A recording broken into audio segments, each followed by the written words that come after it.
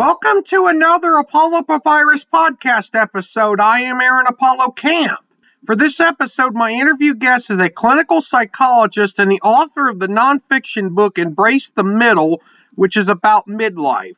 Her name is Dr. Shayna Kaufmann, and my interview with Shayna will follow the teleportation sound. Dr. Shayna Kaufmann, welcome to the Apollo Papyrus podcast. Why, thank you, Aaron. Happy to be here. Feel free to introduce yourself to our listeners. So my name is Shayna. I am a clinical psychologist and a certified mindfulness meditation teacher and a new author. I just published my first book 2 weeks ago called Embrace the Middle, which is the same name as my company, Embrace the Middle, both of which are dedicated to serving women in midlife in the middle decades. I'm from New Orleans. Yeah, I'm sorry. I wasn't sure how much to go into. Okay, keep going.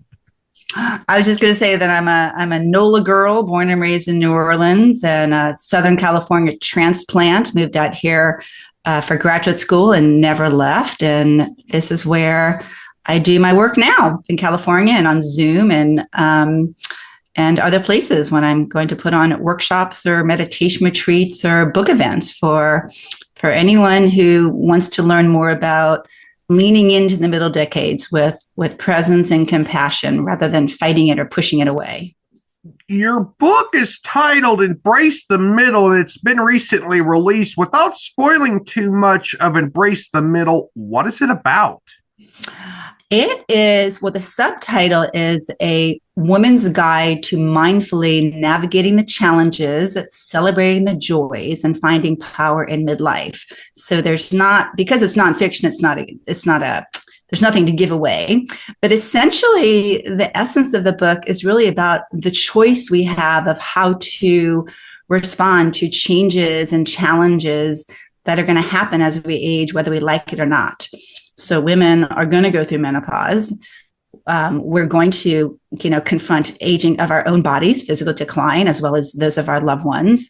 It's a period of life when, if we have children, it's about when they start to launch and go on their own path. So there's a lot of things that are natural and that will happen, but that aren't necessarily fun. And part of embracing is knowing that though we can't choose what happens, we absolutely can choose how we respond to them.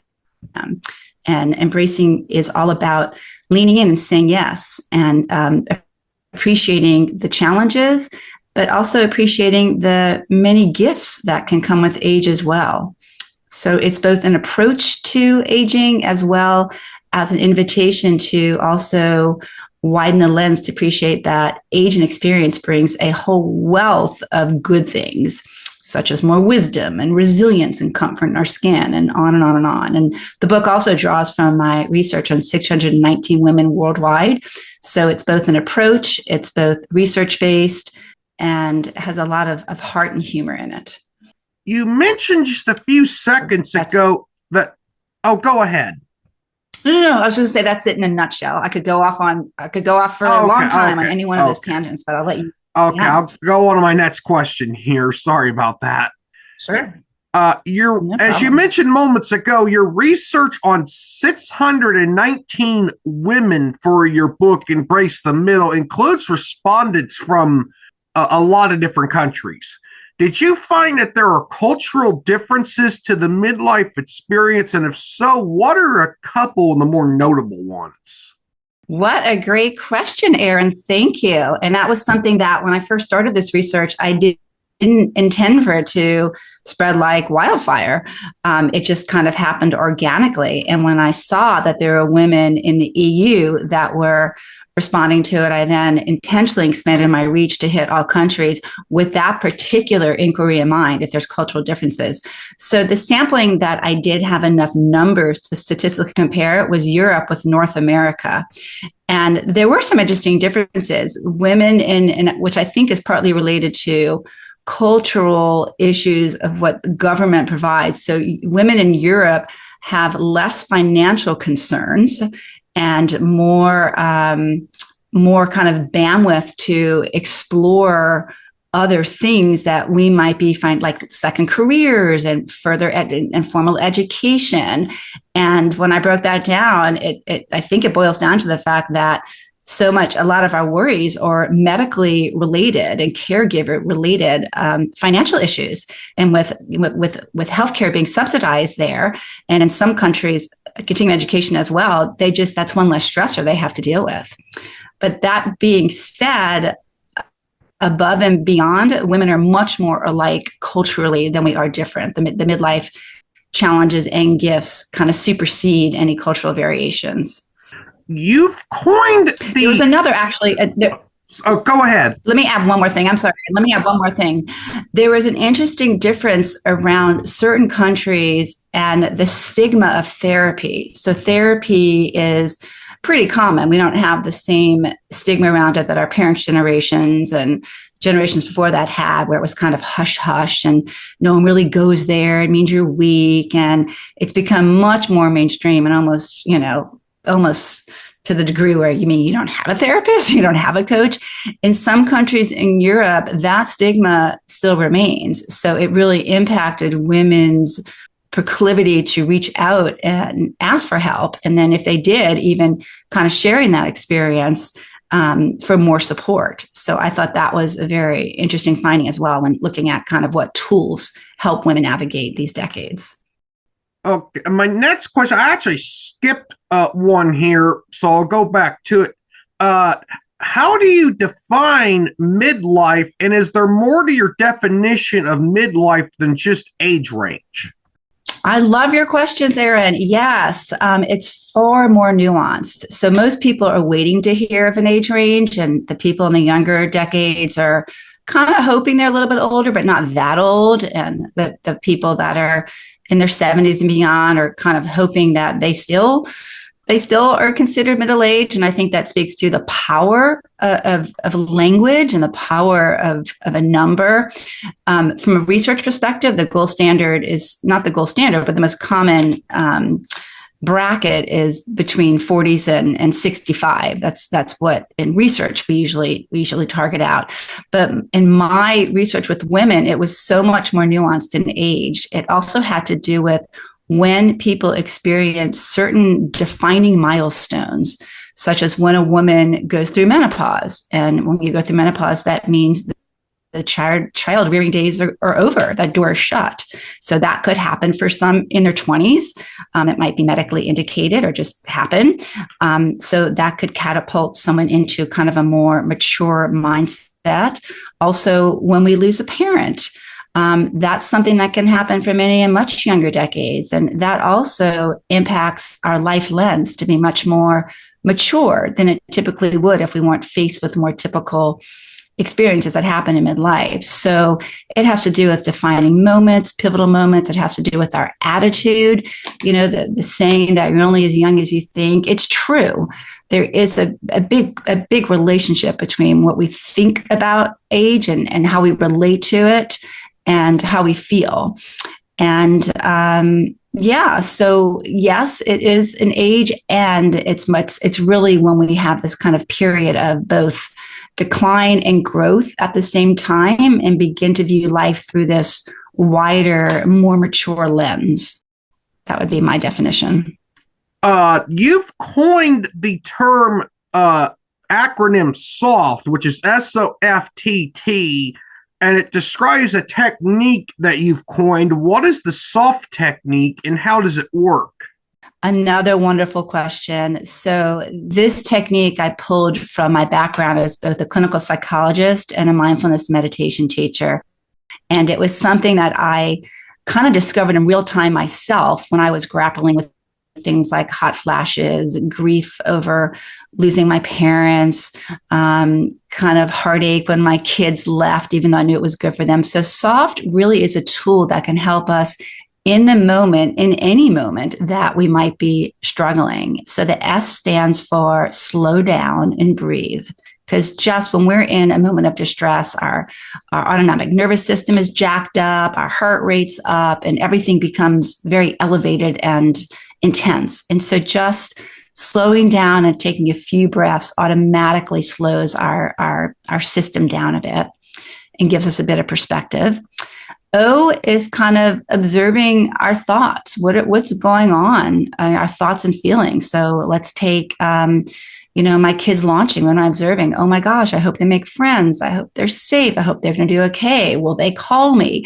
All of these thoughts that tend to be jumbled and go a million miles an hour. So O is just kind of noticing what's there without engaging with them. F is feel. So it brings us back to our bodies to actually feel the sensations going on, the heaviness, the jingles of anxiety, whatever's happening. And the reason that's so important is because when we're in distress, we become disconnected from our bodies. We just kind of go down this rabbit hole of worry and fix it and fear, and we just become disconnected. So bringing it back home is F, feeling.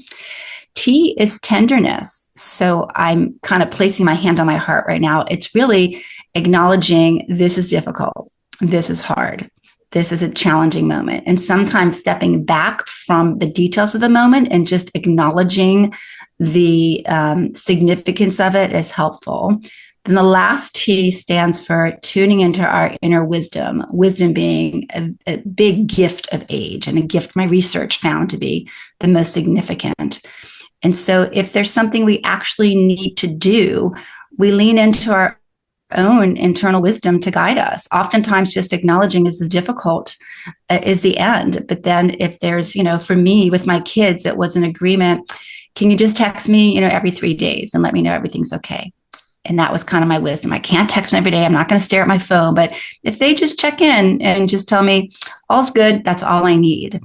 So again, S is slow down. O is observe.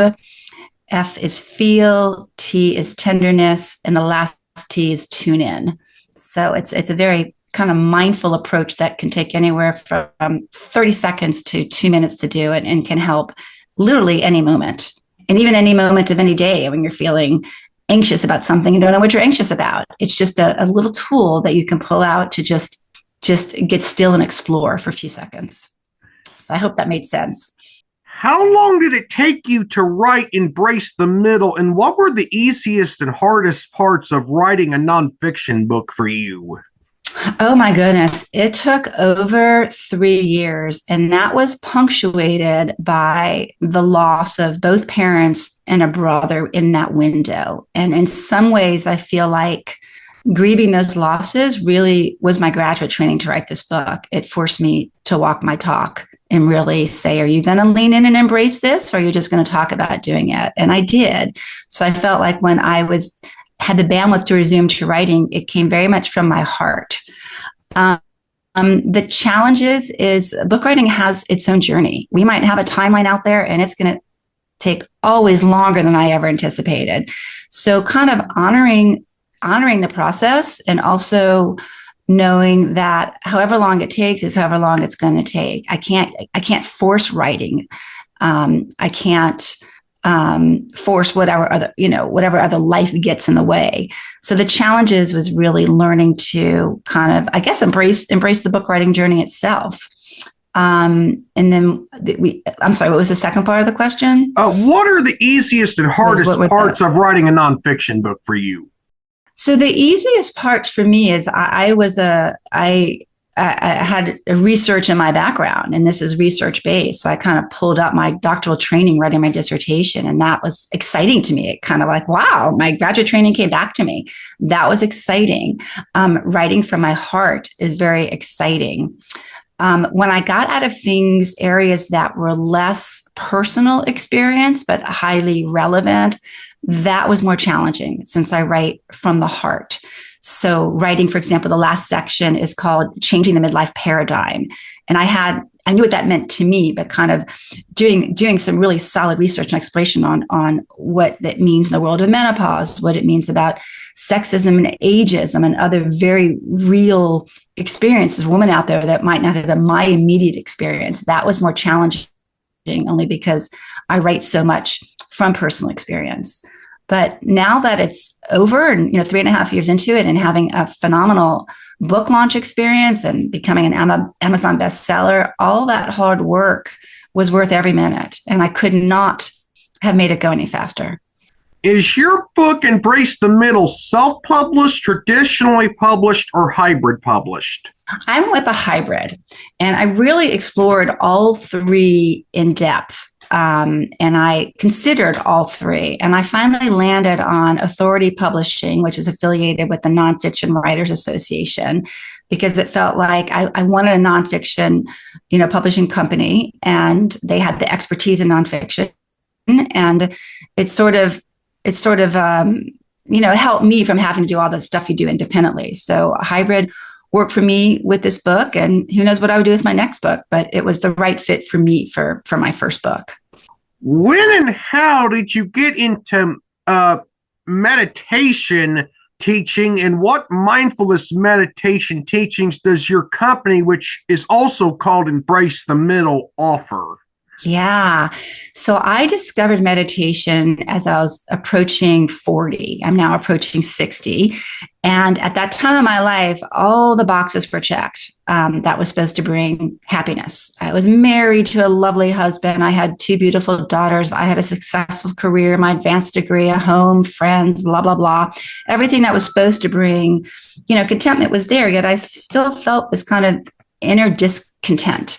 And therapy didn't do the trick, and self-help groups didn't do the trick. And I just was kind of at a loss over what this little void was that was going on. So my husband had been a long-term meditator, and I joined him out of sort of a last resort, honestly, at one of his weekly meditation groups. And I never turned back 20 years later. And what I learned from kind of Buddhist teachings and stillness is that really the suffering that so many of us have is from either craving something we don't have or wanting to get rid of something we do have. And that real peace, real contentment comes from being with just what is. And that made so much sense to me. And it really beautifully complemented my psychology background. So I joined that meditation bandwagon with a fury. And I started practicing regularly and going to meditation retreats on a regular basis. And it was about maybe 10 years into my meditation practice that I had a complete career shift and decided to leave a successful career as a forensic psychologist, where I evaluated offenders in jail, and knew that I needed to embark on something new, and that meditation and mindfulness had to be a part of it.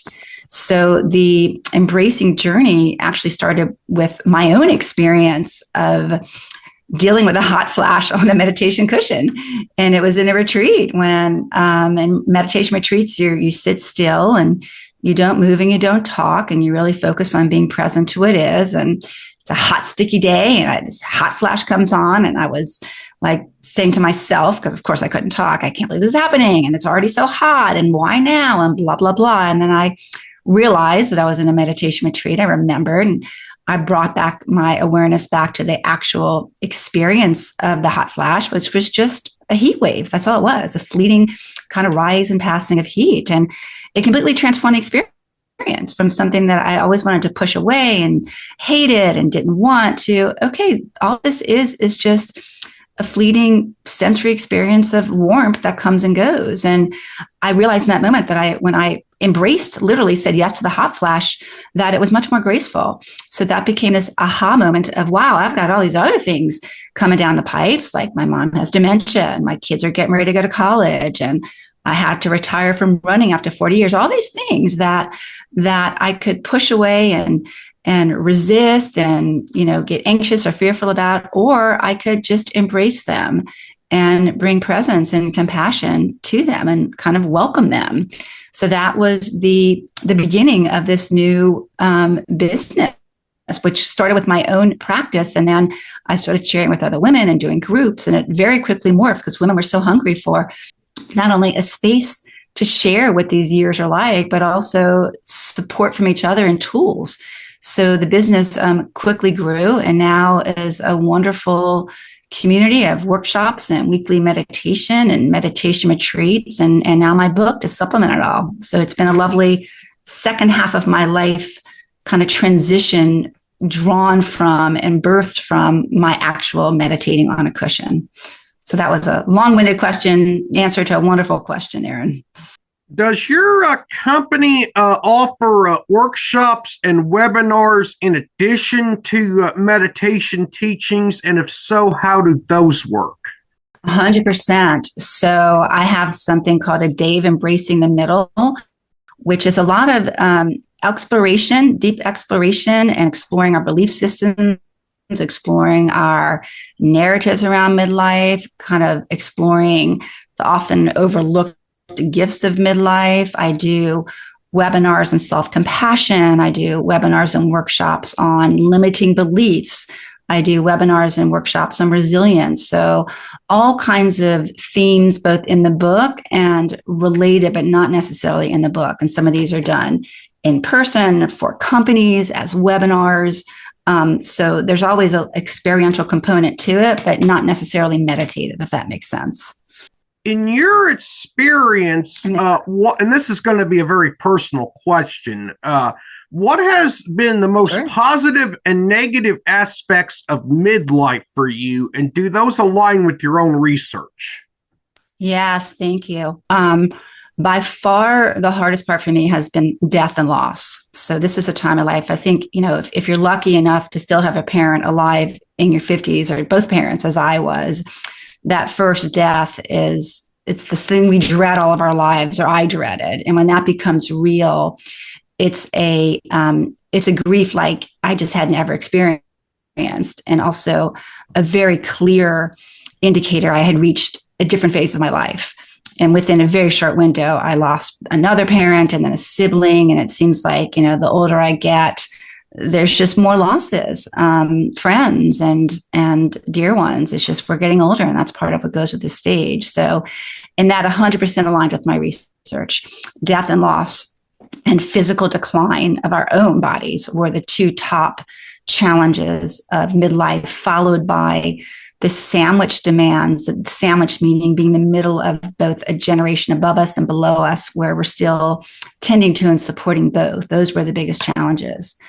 For me, part of what is so amazing about midlife is the power and the wisdom. And for me, part of that coming from navigating such difficult chapters and coming out the other side much stronger and wiser and braver than I ever realized I had in me. If someone had told me, in your future, there's going to be a 2-year window where you're going to lose, both your parents and a sibling, and your kids are going to go to law, your kids are going to leave this, and this is going to happen, this is going to happen, I would have been like, oh, I can't survive that. There's no way.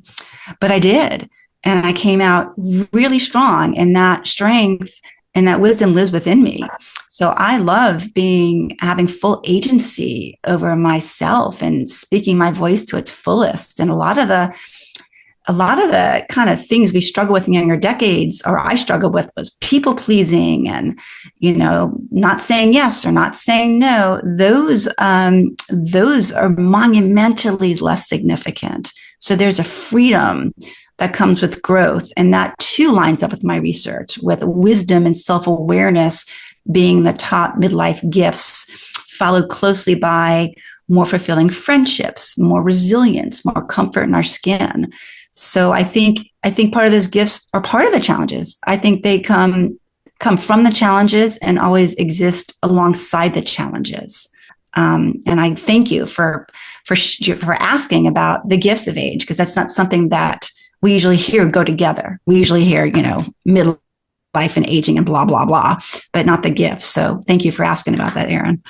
My final question, you on your blog, on your website, you wrote about you attending a Ms. magazine, that's the feminist magazine, a book signing they organized with Dr. Sharon Malone. What was it like to attend a book signing with Dr. Malone? And was it true that Jennifer Weiss Wolf, the menstrual equity advocate, spoke at Dr. Malone's book signing?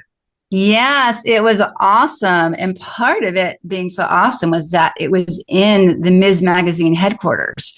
So just being at kind of home base for a big feminist movement and seeing the life-size blow-ups of their magazine covers over the year, it was just so exciting for me just to be in that space and to, see so many other movers and shakers. And Jennifer, who is, quite an advocate and quite a feminist, she interviewed Dr. Malone, who's written this amazing book. And it was a wonderful discussion. And I was also moved by how much they were kind of acknowledging other women and people in the audience and their contributions, which kind of showed me that at this age and stage, it's not just about us and our contributions. We appreciate that there's so many of us that have so much to share, and it's important that we shine a light on each other.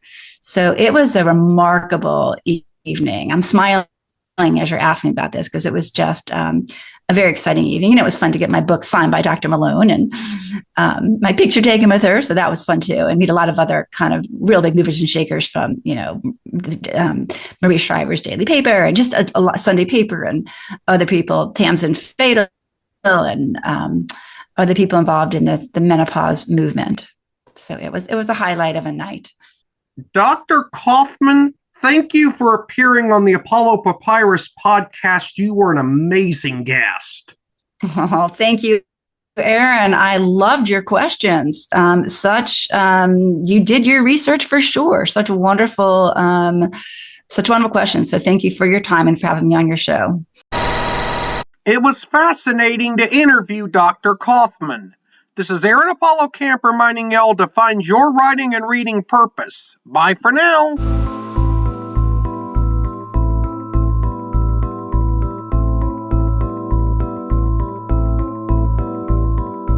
Copyright 2024, Aaron Apollo Camp, all rights reserved. This podcast episode is intended for the private listening of our audience. Any reuse or retransmission of this episode without the express written consent of the podcast host is prohibited, except under fair use guidelines. Royalty-free music and sound effects obtained from https://www.zapsplat.com.